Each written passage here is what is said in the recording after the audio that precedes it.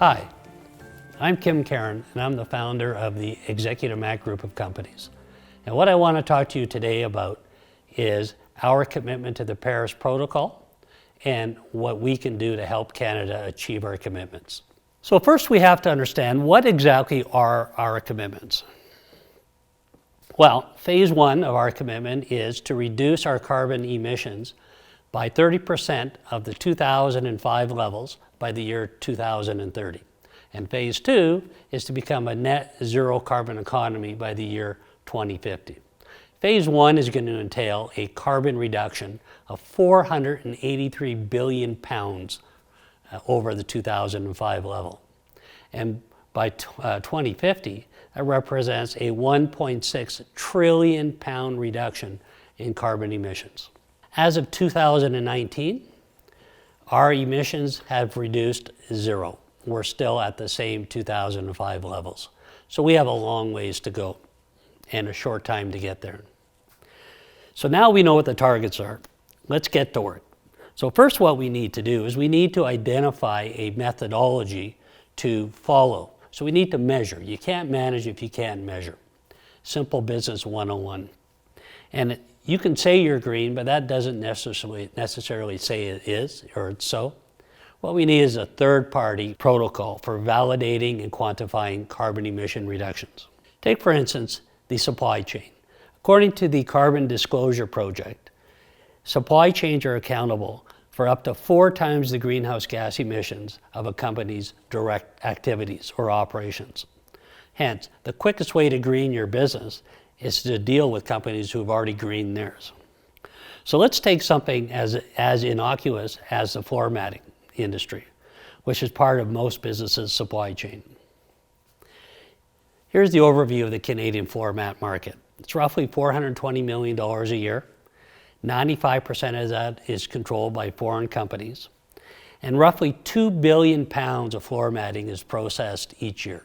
That's washed and dried and returned to service. The industry average is roughly 1 pound of CO2 pollution for every pound processed. That means the floor mat industry pollutes 2 billion pounds of CO2 per year. Unfortunately, Executive Mat is part of that industry. So what we've done is we've developed a technology that dramatically reduces the carbon intensity of our service. We've been able to move the industry average, or our average, from 1 to 0.1, a 90% reduction. And because of this technology, we're actually able to offer a higher quality of product made from recycled pop bottles. So we have a better product. It's cleaner with a much reduced carbon footprint. We're competitively priced, Canadian owned, and this should be a no-brainer. If every mat consumer switched to this type of program, the economy would save 1.8 billion pounds of CO2 annually. So we don't have to hit a home run. If we just do small incremental improvements and multiply them by the millions, then we'll get to where we need to go. So that's the floor mat industry.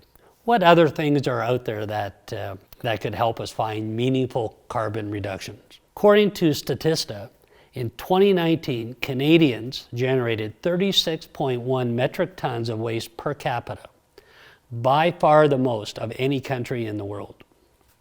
So what exactly is the environmental cost of being the most wasteful people on the face of the earth? Well, we could figure that out.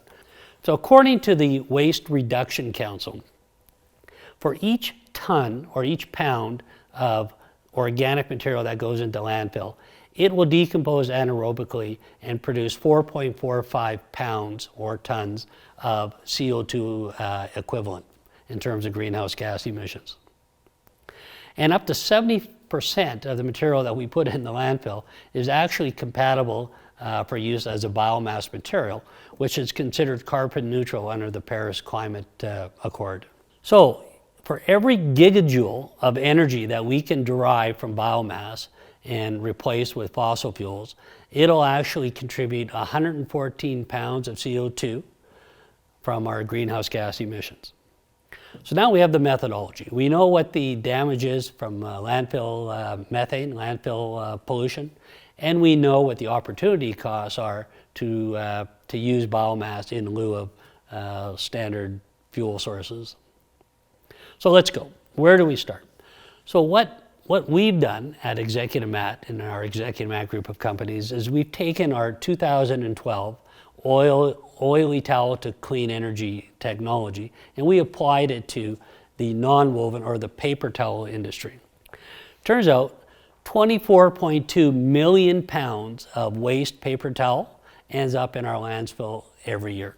So in order for us to avoid putting the paper towel from our process in landfill, we looked at technologies to prevent that.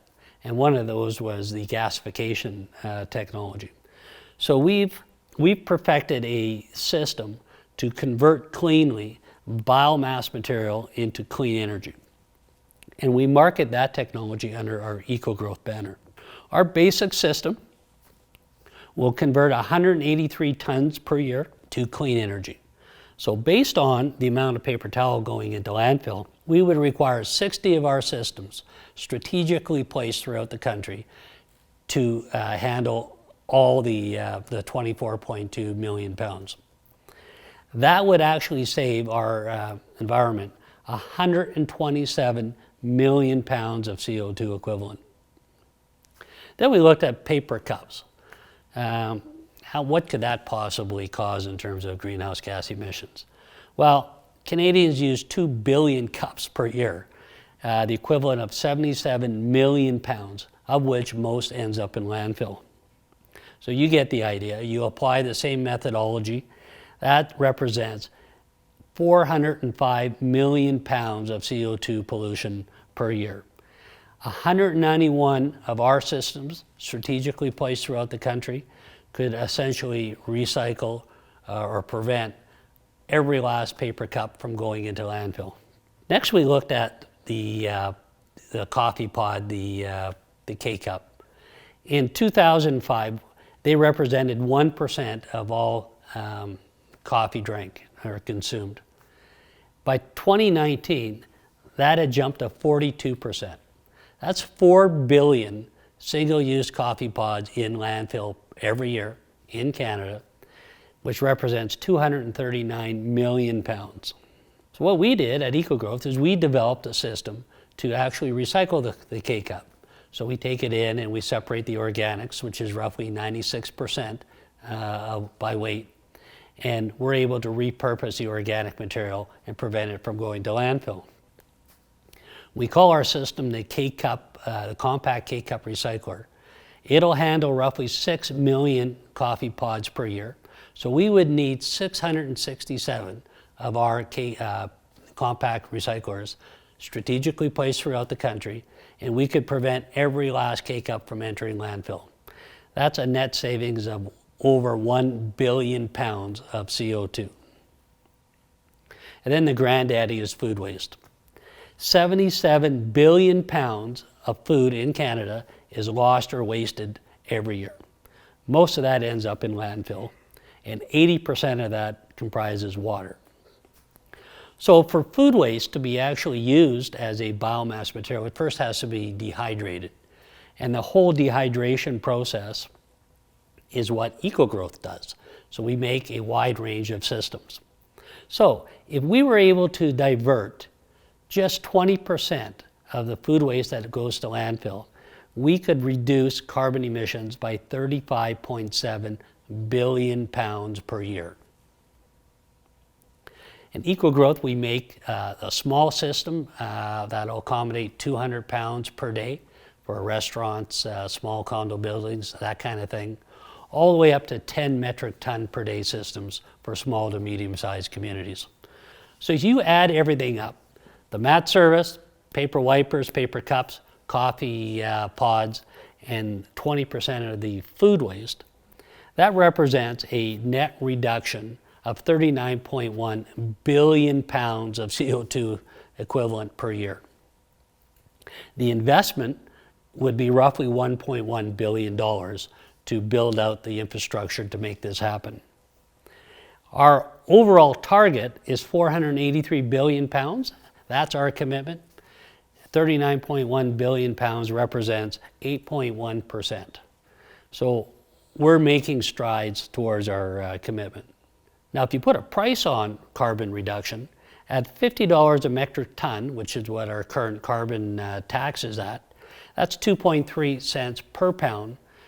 At 39.1 billion pounds, that represents $899 million of potentially monetized carbon offsets. If you take it up to $300 a ton, which the Canadian government uses as the shadow price for carbon, $5.3 billion worth of carbon emission reductions. So what's the action plan? Well, the easiest one is switch your mat business to a low carbon mat service like mine. And number two is say no to landfill. Let's get rid of landfills. But how on earth can we make that happen? That's business 102. How do you incentivize behavioral change? And my idea is we tie carbon intensity reduction to our monetary system. So to take a page out of the crypto world, let's look at the Bitcoin, which is fundamentally flawed. For one, it's based on nothing. There's no underlying value.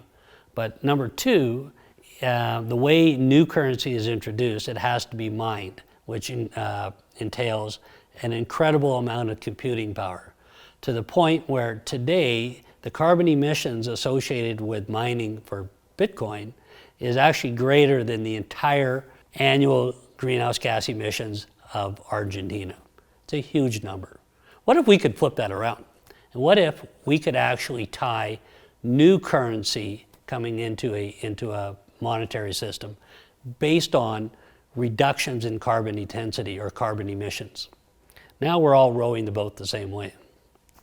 We could keep track on a blockchain type ledger, just like the crypto world, where 1 pound of greenhouse gas emissions equals 1 unit of currency. We could start very simply with a 1 billion pound target and work our way there and then just keep increasing the target. And imagine an economy based on greenhouse gas emission reductions. You would pay for your groceries using this form of currency. Mining future currency under this type of economy would require spending more and more time and energy on innovation to find new sources of carbon intensity reduction. That's a situation where everybody wins. So I want to thank you and invite you to help us achieve our goals and help Canada achieve our overall carbon commitments. Thank you.